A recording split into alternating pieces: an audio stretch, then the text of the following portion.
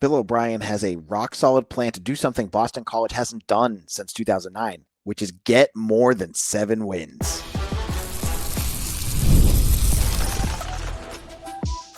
You are Locked On Boston College, your daily podcast on the Boston College Eagles. Part of the Locked On Podcast Network, your team every day. Hello, everyone, and welcome. This is Locked On Boston College, your team every day. I'm your host, AJ Black. I'm the editor of Eagle Insider, part of the 247 Network. I've been covering Boston College for over a decade. If you're looking for news, analysis, and the latest scoops on your Boston College Eagles, you are in the right place. We are a daily Boston College podcast available 5 days a week on YouTube or wherever you get your podcast. On today's show, Media Day's here. We're going to talk about Tommy Castellanos and Bill O'Brien, both having comments about each other that I think we need to talk about. Interesting recruiting philosophy is unveiled by Bill O'Brien. And how can Boston College finally get past 7 wins? We'll get into all of that on today's show. So on Thursday, Boston College had their turn at the lectern as Bill O'Brien, Bam Crouch, Lewis Bond, KP Price, and Logan Taylor all got a chance to speak. Now, a lot of the stuff you hear, it's the same old, yeah, we're going to do better. You know, there's some interesting little tidbits. If you want to hear about why Bam Crouch is called Bam, go knock yourself out and find that one out. That's an interesting story. And, you know, Lewis Bond had a little bit of edge to him. I love that. But one of the big takeaways for me from this press conference was Bill O'Brien addressing one of the biggest issues BC has had. And I believe it was Kenton Gibbs of Locked On ACC that asked him this. Which is that BC has not had more than 7 wins or a winning record in conference since 2009. That is more than 15 years ago. And it has been a thorn in the side of every Boston College fan. And the question then is, how do you get past that? With the new changes and everything going on in college football, what do you got to do to get past that 7-win plateau? Bill O'Brien, I thought, really nailed the answer to this. Even though Boston College is playing a difficult schedule that includes 3 home games against 3 playoff teams from last year, they were very close last year to making that next step. But he mentioned it is a razor-thin line between being a 7-win team and taking that next step. And he talked about what you have to do. That is, you need to protect the ball better. You need to do better and play more consistently at all 3 phases of the game. And you can't inflict self-hurting penalties. You just can't do that. Now, BC last year went from a team that Jeff Hafley had that really struggled with penalties to the 12th team in the country in terms of penalties called. That was a huge piece of improvement. But O'Brien mentioned there are other pieces that have not landed yet. I mean, do we need to talk about kicking again? We'll talk about kicking. BC, what did they attempt? 5 field goals all last year. I think they hit 3. 5. That was the least in the entire second or third, either the least or the second least in the entire country. And the reason they didn't, because they had no kicking game, and that was a major problem. Punting, worst in the country, big problem. So you can't say that your team is going to take that next step if you have an area that was a major problem. And then if you go game by game, and this is going to bring Castellanos back into the story again, you look at, he talks about takeaways. You have to be careful with the ball. Well, look at the games BC lost last year. What happened against Virginia Tech? There were key turnovers in key spots, and you had special teams issues. Remember, there was that fumble that Castellanos had. I think he had at least 1 interception. Like, there were big, big turnovers that swayed that game. And I don't even need to get it. Well, maybe we should. Let's get into the Virginia game. That game was completely lost on turnovers. Castellanos had bad turnovers, and then the game-sealing, was it interception or fumble? I don't even remember what they called it, that Jonas Sankey took in for a touchdown. Like, that was it. That was all that game was. Like, you did pretty well on defense. Your offense struggled, but they turned the ball over and you lose. Those types of games you don't see 9-win teams have. You don't see 10-win teams have these games where they just implode in on themselves. So I think Bill O'Brien has a great point here. You have to develop and get yourself going. And now you're going to go into this season, and as I've said, I feel like the offense is in good shape. I'm optimistic about special teams. I'm not there to say that I feel positive about them. I like what they've done, but you can then get into the defense. What is this defense going to look like? Because that is the biggest change from last year. You had Donovan Azaraku, in my opinion, masking a bunch of issues that could have risen if he wasn't there. Well, when you have a player like that, you form your defense around him. That's what BC did. That was a smart move. He's gone. So the other piece that O'Brien talked about was, what's this defense going to look like? And he talked about Tim Lewis, and Bam Crouch also spoke about how much he loves Tim Lewis. And if you go to practice, and I know some of you can't, you see it. The players love this guy. He is a multifaceted defensive coach. Like, this is what I've told you all offseason. He's going to find a way to get the maximum out of this defense. He's not just going to keep throwing things against the wall that's not going to make it work.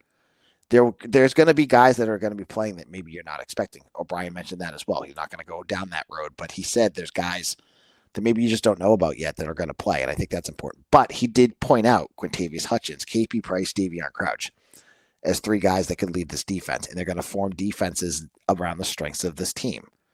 What's that strength? To me, I think it's honestly the play of Crouch, and I think your secondary.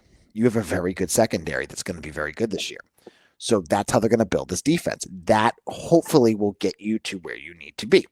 Now, as I've said, if you would ask me, and every day are here who listens to the show every day, have I said that this is the year BC gets over the 7-win hump? It's a tough pull for this one. Unless you get Dylan Lonergan out there and he's, gangbusters, I think it's going to be tough this year. When you play like Clemson and Notre Dame are really, really good.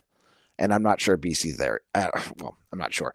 I'm pretty sure BC is not in that league yet. So I think that's going to make it tougher. But I really liked how O'Brien said this is something that you really have to develop within your team. It's this discipline. And he said, like, it's become part of their culture that the players, they are policing themselves to make sure that this stuff doesn't happen.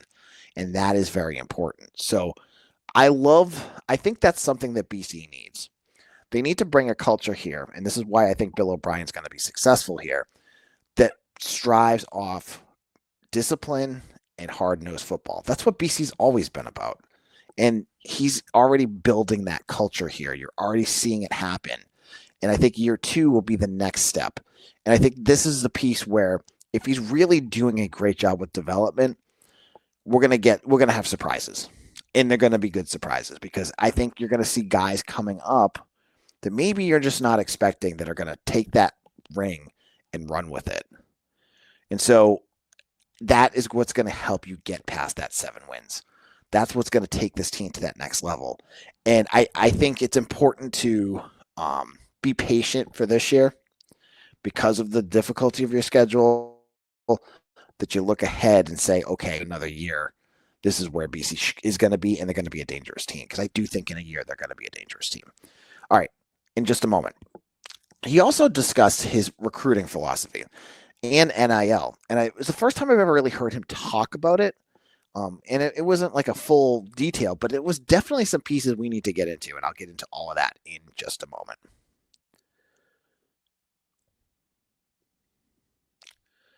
Summer sports are in full swing, and whether you're all about baseball under the lights, golf on the green, or high-stakes soccer action, FanDuel is the best way to make every game even more exciting. You've already following the action. Why not make it a little more thrilling with FanDuel? You can get it on the game while your friends are getting sunburned at the beach. Are you into preseason football? We're right around the corner from preseason football action. And on FanDuel, you can find the latest odds. You can find anything that goes on in a football game, all up on FanDuel. It's, you know what? It's exciting to see any of that up there. And there's, player props and all sorts of good stuff that you can find as well. It's easy to use, fast to pay out, and makes even regular season games and preseason games feel like must-watch events. If you're new to FanDuel, new customers can bet just $5 and get $150 in bonus bets if your first bet wins. So open the FanDuel app today or visit FanDuel.com to get started.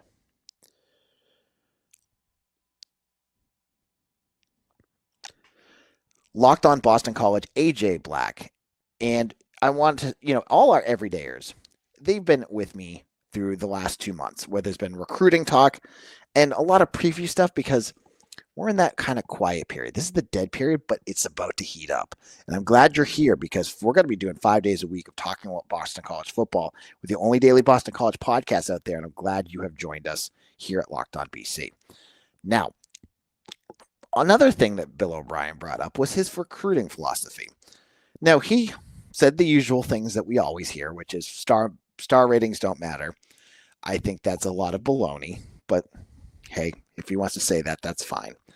Because I do believe that every staff does believe that the star ratings matter and they want to get some of those 4 stars in. And I'll have a news update on that on Monday's show. Stay tuned for that. But he also talked about how they are recruiting. He's mentioned before, recruiting is a 7-day-a-week cycle for them. Every single day, whether it's him, Spencer Dickow, their recruiting analysts, they've got obviously this is a staff when we're talking about BC spending more, just look at their recruiting staff. It's a lot bigger than it's been. And they're doing a lot of work, behind the scenes. Cameron Rodriguez is another one they always mention. She does on-campus recruiting. But he also mentioned what BC is looking for. And, we've heard a lot of they want guys that fit their culture. But the piece that I thought was really interesting was him talking about Catholic schools. And his philosophy is they are recruiting at every single Catholic school in the country. That was what he said. Now, are they recruiting in a Catholic school in New Mexico? Probably not. Are they? But, I think what he meant, and I'm going to read between the lines because he didn't really dive into it. He's looking at the Catholic schools that are putting out football programs because you can't just recruit at every Catholic. There's tons of them out there, right? But look at the amount of good football programs that have Catholic have Catholic roots, whether it's John Bosco or St. John's Prep or Catholic Memorial, or you go even down south, St. Francis Academy. There's many with Christian roots too, like Mater Dei. There's some of those schools out west, they're everywhere. It's so interesting to think. You would think public schools would somehow have more oomph, but it's the money, right? Catholic schools you have to pay to get there so they can put together good football programs. But Xaverian, all these other schools that are Catholic based throughout the country. And that has been where BC has really pushed. You look at some of the schools that BC has been connected with, and you have Bergen Catholic, and you just landed Jordan Rodriguez from St. Peter's Prep, and obviously St. Xavier's in Ohio. There's always been this connection there. But he really made it clear that those are the kids that he's going for. And he's going to recruit those schools, whether they have a recruit there now or in the future. So that to me was interesting because maybe there's a school, and you can mention Bergen Catholic this year. I don't think BC has been recruiting anyone, if I remember correctly, just from off the top of my head. I don't think there's any recruits that they have targeted in this class, but there's always Bergen Catholic kids. And so to me, that's super important because what he's saying is it's not just recruiting kids, it's forming relationships with the staff there. You want the coaches to be telling their players that they should go play at Boston College. And you need to basically you're recruiting the coaching staff. Because the worst thing that you can have, and there's absolutely schools around here that do it, is a coach that doesn't see the value of Boston College and sends their kids elsewhere no matter what. There's local schools that do this, and the relationships are just not there. And that may be Bill O'Brien's fault, but it most likely has to go back to Jeff Hafley, Steve Adazio. It's a cycle thing with the school. And many of the damage that they have to control, especially locally, is due to what we just talked about, that BC hasn't topped out at 7 wins. It hasn't put BC in a higher pedestal in terms of, the amount of value that they would get to send their kids there. They're going to send kids to schools that have more um, clout, and that's what BC has to fight against. So building those relationships with those staffs across the country is a very wise move. Not just saying, oh, you don't have any kids, I don't have time for you. Because BC can't be doing that. They need to make, mature and grow these relationships so that when a kid that they really want does come up, they're in prime position to land that recruit. Now, in terms of other things that he brought up, he did mention what his high value areas are, where they really feel BC should be recruiting. And for all you older folks that just love where BC used to be, it's kind of getting back to those roots. It's obviously New England, but he mentioned New York, Pennsylvania, New Jersey, Ohio, and Pennsylvania. And if you look at where BC's landed some recruits, many come from that area, but there's also a lot that are coming from the South, and you didn't really mention them. But look at you had Femi Babalola, you had Sterling Sanders last year, you have a wide receiver, Kelvin Brown this year, you just got a Alabama defensive tackle. You're maybe what he's thinking is like 50-50, and that's fine. Like if you're 50% from where that area is and 50% everywhere else, that's fine. But he really did push that those were the areas BC focuses on. So that was an interesting point. And then the final thing that Bill O'Brien brought up had to do with NIL. And they were asking how BC kind of deals with all that now. And he's very upfront with paying him. And he mentioned Bergengerian as part of his crew that helps facilitate all that.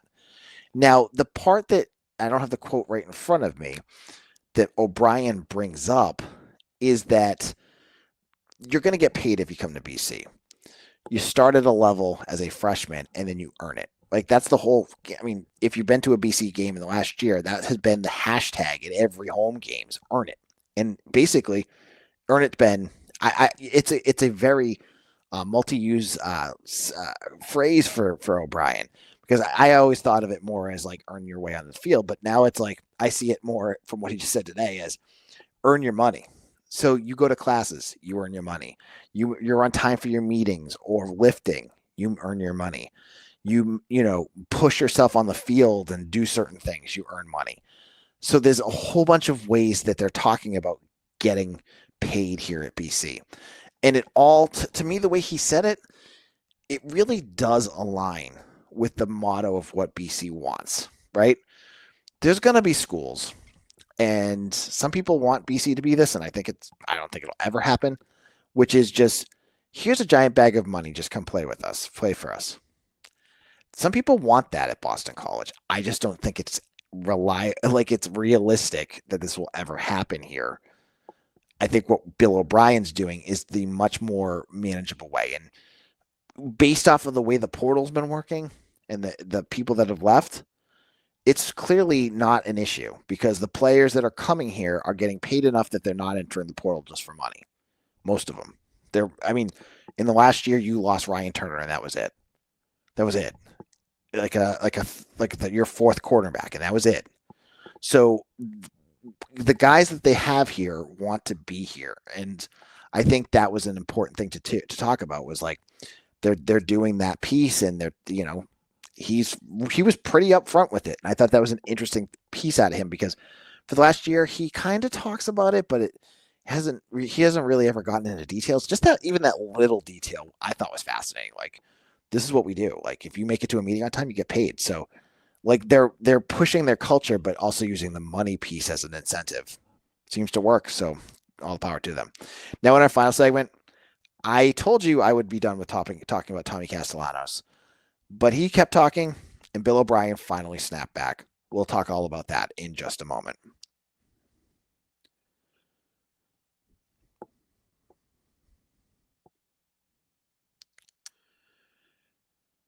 This is Locked On Boston College. I'm your host, AJ Black. And for all of you who made Locked On Boston College your first listen every single day, thank you. We're a 25-minute podcast. If you want to get your Boston College news in a nice, condensed, hopefully enjoyable podcast, that's my goal. For you everydayers who made us your first listen, You guys are our MVP. And if you are looking for a second listen, go check out Locked On ACC. They were just down at Media Day. I didn't get a chance to make it down there. And I think you'll enjoy what they had to say and some of the interviews that they had. Check that out on YouTube or wherever you get your podcast. Now, I have promised you guys, our everydayers have heard me, that I really don't want to talk about Tommy Castellanos anymore. And he, I thought when he talked yesterday, it was a Tuesday that he talked, or Wednesday, that really what he said honestly wasn't that bad. They finally got to him to say, stop talking about your teammates and stop talking about, your time at BC. And he did. I thought he just said, like, I don't want to talk about it anymore. I had a good experience there. He did say a little bit about, he's excited to be at Florida State, and that's fine.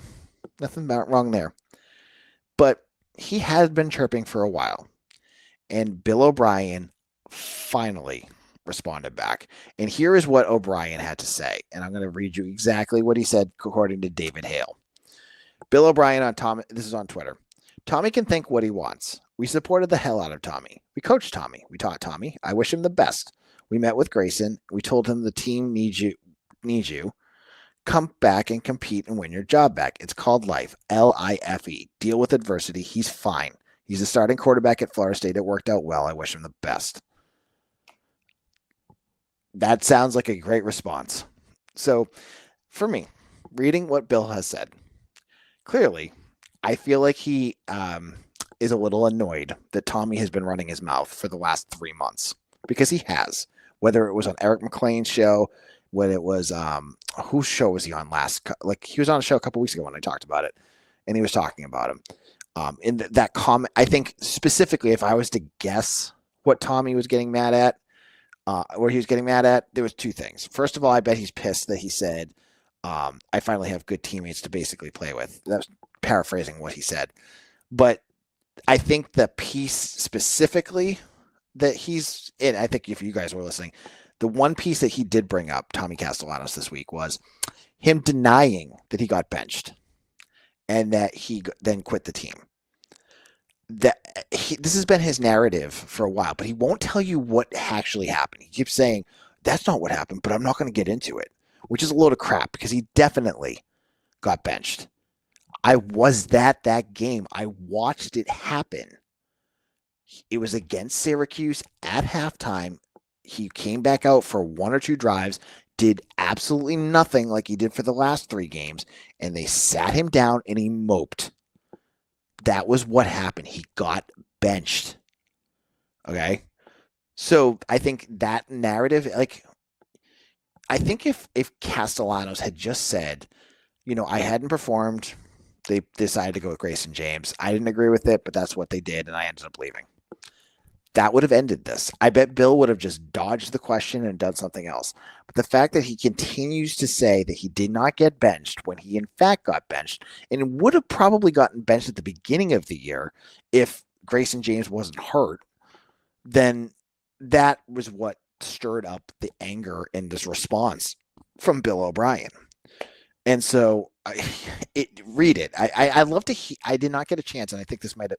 I didn't hear it during the press conference. I'm guessing it was during like a media row type of thing, so we probably won't hear the tone of Bill O'Brien's voice. It just seems, listening to it, like he is just done talking about Tommy Castellanos, and he's done with this issue. And I think we all are.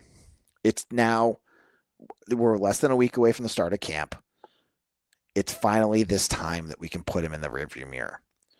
We can snicker and laugh at him if he gets destroyed by Alabama, but BC doesn't have to play him this year. So now the talk ends. He goes to play for Florida State, and do whatever the heck they're going to do one more year, and we will never hear from him again, because he's not going to play in the NFL. He's not an NFL level caliber player. And BC has their own quarterback thing. Grayson James versus Dylan Larnigan, which, if you're waiting to hear if they had anything to say, what I tell you, there's nothing to say. That was what we found out as well. So Thomas Castellanos, this will be done. I think there's no other reason to talk about him at this point. He'll be getting ready for Alabama. BC's getting ready for their season. The off-season drama can end. Thank goodness.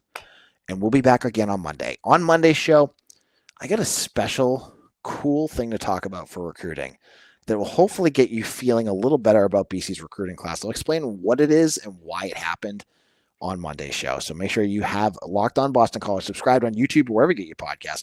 Follow me on Twitter at AJBlack247.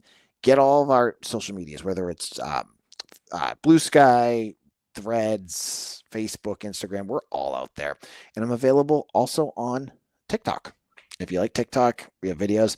When there's more newsy stuff out there, I'll be putting the videos up on that on YouTube. I'll be doing shorts for those. But right now, there's not a lot. But with camp starting, there will be. So make sure that you hit up either YouTube or TikTok to get those videos because I think you'll enjoy them. This is AJ Black. Thank you all for following along to Locked On Boston College, your team